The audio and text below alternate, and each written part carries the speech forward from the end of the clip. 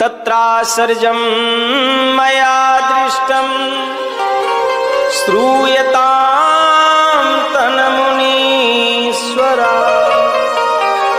मैंने वृंदावन में देखा कि एक जमुना के किनारे एक वृक्ष के नीचे एक 16 बरस की सुंदर स्त्री खड़ी हुई है। ध्यान देना, जमुना के किनारे एक 16 बरस की जिसकी आयु ऐसी सुंदर स्त्री खड़ी थी महाराज। मैं उधर से निकल रहा था तो मैंने उसकी ओर देख लिया।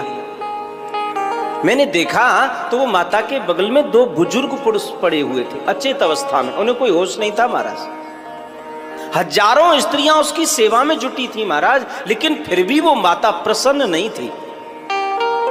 अब मैं तो उधर से जा ही रहा था, उस माता ने मुझे देख लिया और मुझे देख करके माता ने इशारा करके कहा, भो भो साधो क्षणम तिष्ठ मच्चिंतामपि नाशय दर्शनम तव लोकस्य सर्वथा गहरम परम। महात्मा जी एक क्षण रुक जाओ और कृपा करके जरा मेरे पास तो आप जैसे संतों के दर्शन से ही जीवन के अमंगल दूर हो जाते महाराज। तो नारद जी कहते, महाराज फिर मैं उस माता के पास में गया। उस बाला से मैंने पूछा, देवी कौन है आप और क्यों खड़ी हो जमुना के किनारे, और ये आपके बगल में जो 2 वृद्ध पुरुष पड़े हैं ये दोनों कौन हैं, और हजारों स्त्रियां आपकी सेवा में जुटी हैं फिर भी आपका मन प्रसन्न नहीं है, ये स्त्रियां कौन हैं देवी? तो उस माता ने अपना परिचय दिया, अहम भक्तिरिति ख्याता इमौ मे तनयौ मतौ ज्ञान वैराग्य नामानौ काल योगे न जर्जरो।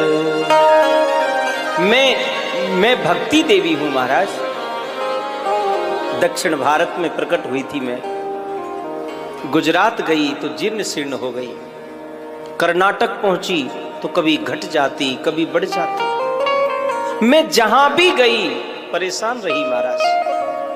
पर जब से मैं श्रीधाम वृंदावन आई मैं तो हो गई परम तरुणी परम सुंदरी।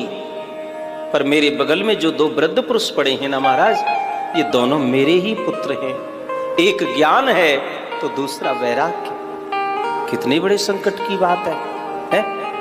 और जो हजारों स्त्रियां मेरी सेवा में जुटी हैं महाराज, ये सब पवित्र नदियां हैं। कोई गंगा है, कोई यमुना है, कोई सरस्वती है, कोई नर्मदा है, कोई सिंधु है, कोई कावेरी है।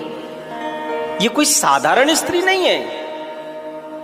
पर महाराज मुझे शांति मिले कैसे, मुझे सुख मिले कैसे?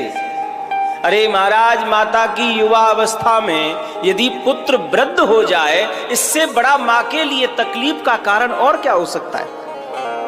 मेरे बेटा ज्ञान वैराग्य जर्जर हो गए, बूढ़े हो गए। नारद जी ने कहा, माता मैं समझ गया आपकी परिस्थिति।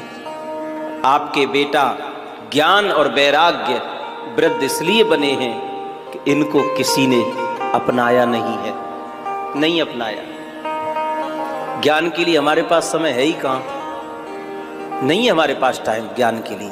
ठाकुर जी ने तो कृपा करके ये मानव जीवन दिया कि संसार में जाकर के ज्ञान प्राप्त करिए, ज्ञान के माध्यम से जीवन जियो। लेकिन हमने संसार के नश्वर कर्मों में उस समय को यूं ही नष्ट कर दिया।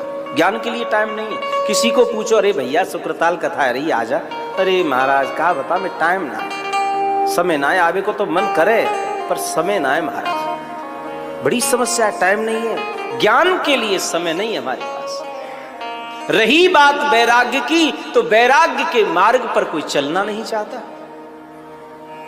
ये संसार में जहां तक जितने भी संबंध दिखाई दे रहे हैं ये सब झूठे हैं। क्यों? क्योंकि इनको हमने बनाया है।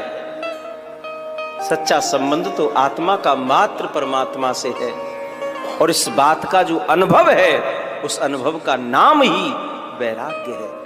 और उस मार्ग पर कौन जाना चाहता है साहब?